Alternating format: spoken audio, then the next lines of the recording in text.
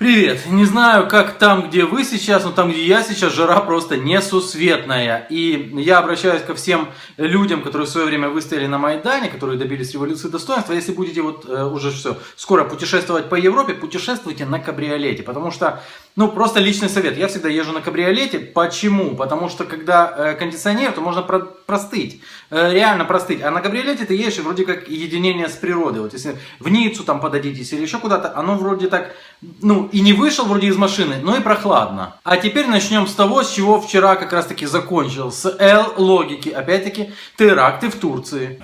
Троє смертників вже були вихідцями з Росії, Узбекистану та Киргизстану. Вони могли бути бойовиками-ісламістами ідейними? Так, безумовно, могли. Ними могли маніпулювати російські спецслужби, стилізуючи теракт під ісламістів? Так, зважаючи на те, звідки росте коріння ісламського тероризму на Близькому Сході, тим більш. Этот ведущий может быть девушкой? Вполне. А может быть он гермафродитом? Судя по тому, что голос у него достаточно низкий, может. Зверніть увагу, що теракти в аеропорту трапилися саме тоді, коли Анкара і Москва нібито почали якось робити кроки назустріч один одному. Эта логика эта дивная, которую я понять не могу. Мы ее уже освещали в свое время. С загадочными лицами. Обязательно загадочное лицо идет в комплекте. Ведущий должен и ведущая должны сказать. Обратите внимание, как только Россия и Турция начали сближение, происходят взрывы. Российский след. И какой в этом смысл, когда происходит сближение, еще и вбрасывать туда парочку терактов, никто так и не объяснил до сих пор. И лишнее это, знаете, разнарядку сверху дали и погнали все как один. Это, кстати, был пятый канал, канал Порошенко, по идее, он должен быть первым каналом.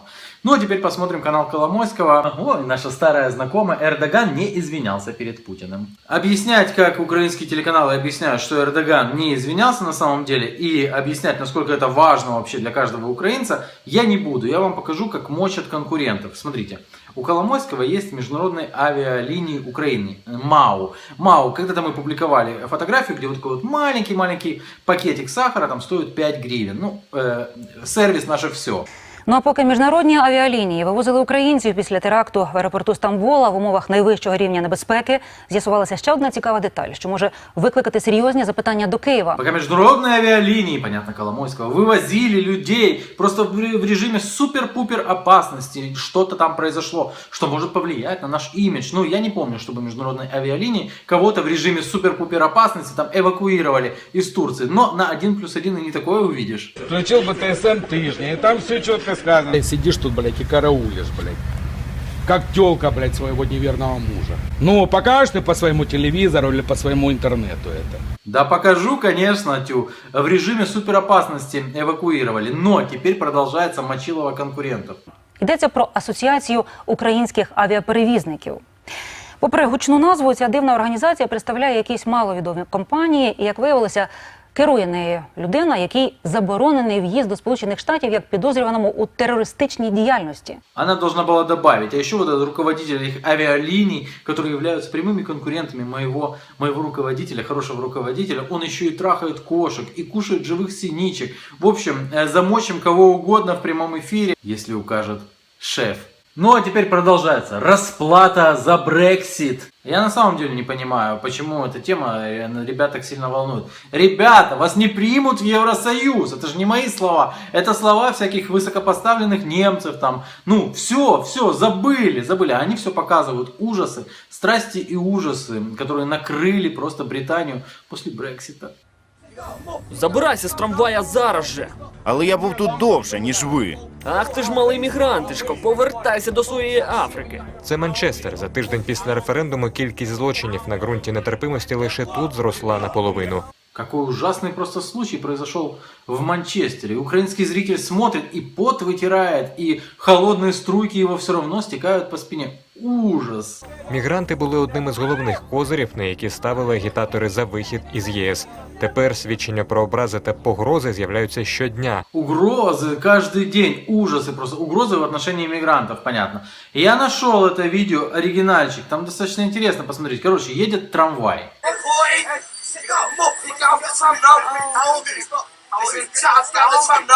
Какие-то пацаны лет по 15 с пивом начинают там ораторствовать прямо в этом трамвае, причем так видно учились там, убирайся, убирайся отсюда, пошел вон, ну в таком плане.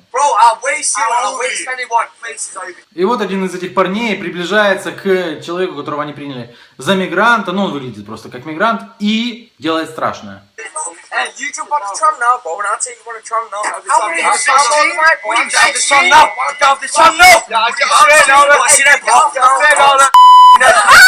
Боже мой, что случилось с женщиной?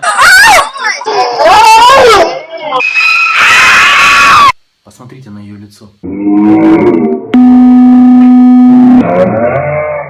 Она растеряна, вряд ли она когда-нибудь в жизни забудет этот ужас. А что же случилось на самом деле? На нее попала пара капель из бутылки этого молодого человека. Пара капель пива. Что вы делаете, когда на вас попадает пара капель пива?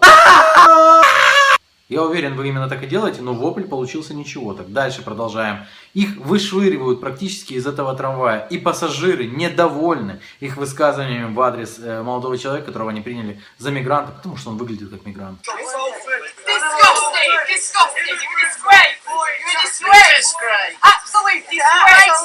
Все, это было два молодых человека. Кстати, там в разговоре их спрашивают, сколько тебе лет? Там 16 тебе, что ли? Я, думаю, может им даже по 15 лет. И вот это вот сейчас приводится как признак того, что в Манчестере просто участились нападения на мігрантів. А в ЄС кажуть, якщо Британія хоче вийти із Європейського Союзу, але зберегти переваги спільного ринку, доведеться миритися із мігрантами. Понятно, что те, кто это распространяют как ужас и жесть, они в Украине не бывали. И для них вот это вот брызгание пивком в трамвае под неодобрительные возгласы дам бальзаковского возраста, это, конечно, ужасающе. Они не знают, что такое настоящее нападение. Но украинский-то телезритель знает. Так зачем вы вот это вот тулите? Это что, так страшно выглядит для украинского-то телезрителя? Так, а здесь какой-то идиот ударил меня по лицу.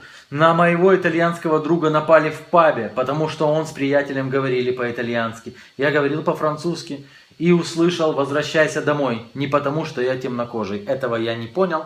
Но давайте же попробуем найти, откуда они натянули этих цитат. Скорее всего, это уже свидетельство в каких-то полицейских участках, наверное, или нет. Ну вот, пожалуйста, про друга итальянца, на которого напали, потому что он говорил по-итальянски. Это они из Твиттера взяли. Из Твиттера... Ага, а Твиттер такой серьезный у барышни. И я что-то начинаю опасаться, что у нее вообще и Твиттер появился для того, чтобы можно было вбросить вот это вот сообщение о друге итальянце. Из Твиттеров, из форумов, со стен общественных туалетов. Это все перекочевывало в блоги, а из блогов распространялось дальше и, видите, докатилось уже до украинского телевидения. В какие блоги? Вот серьезный блог, на самом деле, Трибюн. И здесь как раз собраны вот эти вот все эти сообщения из твиттеров там. Вот наша знакомая. Кто написал? Фаиза Игбал.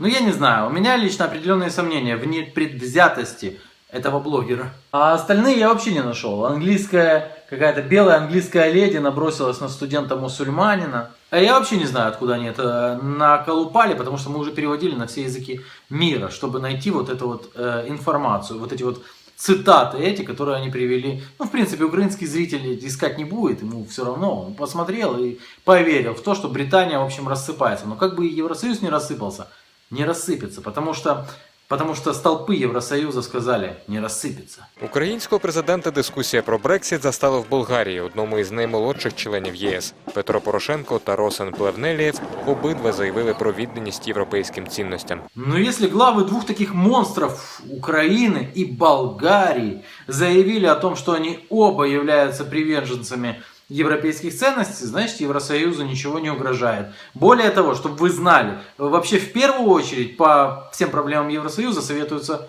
с Петром Олексійовичем. Україна наразі єдина країна, яка має особливу увагу Євросоюзу після Брекситу. І з таким відчуттям Петро Порошенко повернувся із Брюсселя. Ну, с какими чувствами он вернулся, то кто его знает, но с какими чувствами он вышел из машины там в Брюсселе, когда его никто не встретил, можно было догадаться, по его лицу в том числе. Однако же Петр Алексеевич продолжает, что Украина, в общем-то, это первая страна, с которой Евросоюз хотел пообщаться вообще и спросить, ну что дальше делать после вот этого демарша Британии. Фактично, розказав він у Верховній Раді, Україна – це перша країна, з якою керівники ЄС хотіли обговорити подальші стосунки і дії після демаршу британців. Иногда просто по ночам будят Петра Алексеевича, говорят: Петр Алексеевич, алло, это я, Ангела. Слушай, что нам дальше делать, не подскажешь? А теперь о двойных стандартах, дети мои. В Украине ввели налог на недвижимость. Опубликовано это в 2013 году. Внимательно слушаем. Податок на нерухомість. Стосується це власників квартир площею понад 120 квадратних метрів і будинків понад 250. При проклятом режиме Януковича вводили налог на роскошь. И касалось это квартир, которые были больше, чем 120 метров, и домов, которые были больше, чем 250 метров.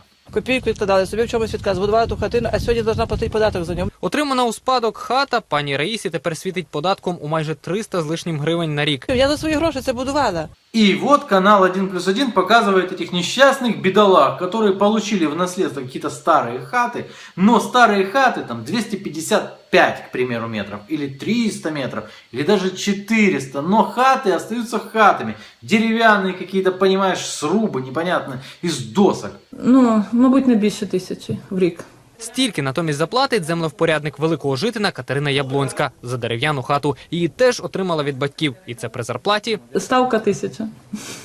Но проходит 3 года, и сейчас уже новая, настоящая демократическая власть вводит тот же самый налог, но вводит его по-хитрому. Если при проклятом Януковиче роскошью считались квартиры больше 120 метров, то сейчас роскошью считаются квартиры больше 60 метров. 60. А как говорится, что у тебя такая большая квартира? И почему это ты должен обедать в столовой? На кухне можно жрать. А некоторые живут тут в 7 комнатах. Вот, 16-й год. Найнижча пільгова площа у Києві та Вінниці. Тут за квартири не платитимуть усі, в кого площа менше 60 квадратних метрів.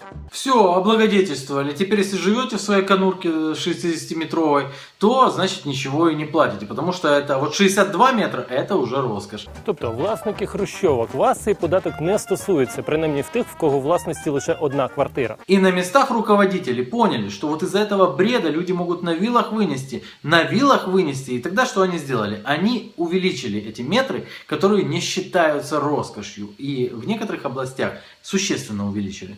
В Черкасах, Хмельницькому, Одесі, Чернівцях та Запоріжжі безкоштовна площа найбільша. За квартиру 120 квадратів та будинок у 250 платити не потрібно. То есть поставили те же нормативы, которые были при Януковиче. Я для чего это все показываю? Сейчас журналист произнесет суперфразу.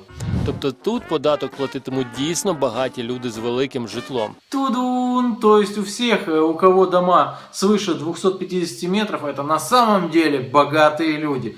3 года назад они показывали этих богатых людей. Копійку відкладали, собі в чомусь відказ, будували ту хатину, а сьогодні повинна платити податок за нього. И еще один олигарх. За дерев'яну хату її теж отримала від батьків. І це при зарплаті. Ставка 1000. Амнезия у 1+1. Тогда это было плохо, а сейчас это хорошо.